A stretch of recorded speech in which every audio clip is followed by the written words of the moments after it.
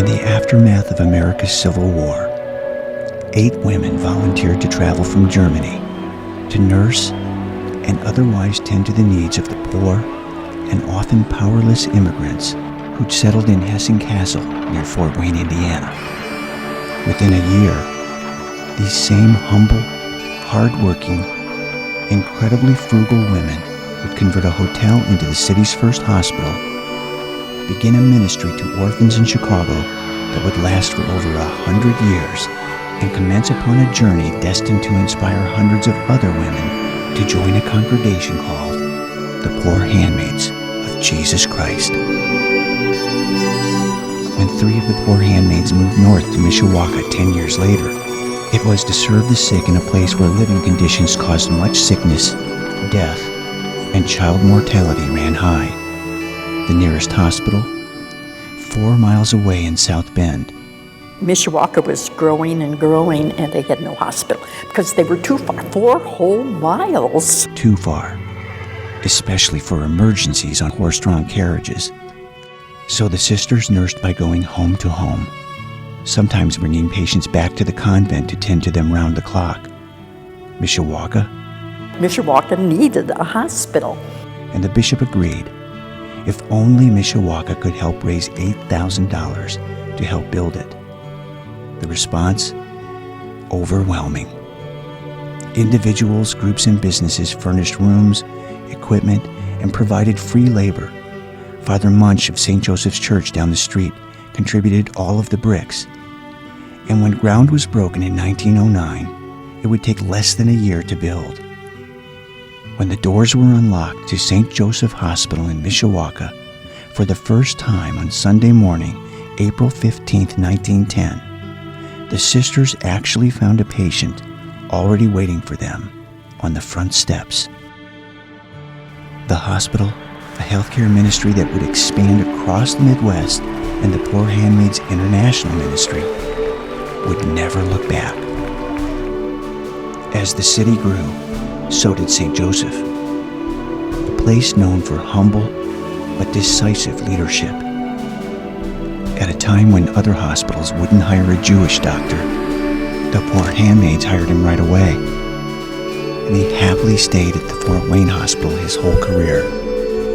The hospital's nursing school, one of the best run in the country. When the class of 1930 bid farewell to the Poor Handmaids, they said, "Thanks to you, dear sisters, who've placed before us the example of self-sacrifice, we will measure our lives not by how much we do for humanity, but by how well we do it." But the building additions, the advancements in science and medicine over the decades, impressive as they were, can sometimes obscure the real story of a place like this. The story of children and families who came here. The cycle of life. Mishawaka is a relatively Catholic town, but there are many people that have gone to St. Joseph's Hospital and have probably for the first time met some faith-based organization, and they received faith-based care. And because of that, their concept of what the Catholic Church is about has been enhanced. They sense the whole respect for the dignity of the person. When the decision was made to merge with the South Bend Hospital, owned by the Sisters of the Holy Cross at the turn of the 21st century, it marked a turning point for the community, 2 congregations coming together to create a single and better healthcare system for everyone. We were linking up with another Catholic institution, another group of sisters that had a ministry very similar to ours, bringing 2 marvelous charisms of 2 very wonderful congregations together. The largest Catholic healthcare system in north central Indiana history, now called St. Joseph Health System, reflecting the magnitude, scope, and the reach of a healthcare ministry they brought to this region well over 100 years ago. The story of the Poor Handmaids of Jesus Christ is one of commitment to every man, woman, and child in this region. From this, their original home in Fort Wayne to their ministry center in Donaldson near Plymouth. The sophisticated state-of-the-art healthcare system that we enjoy in this community today. Thank you, poor handmaids.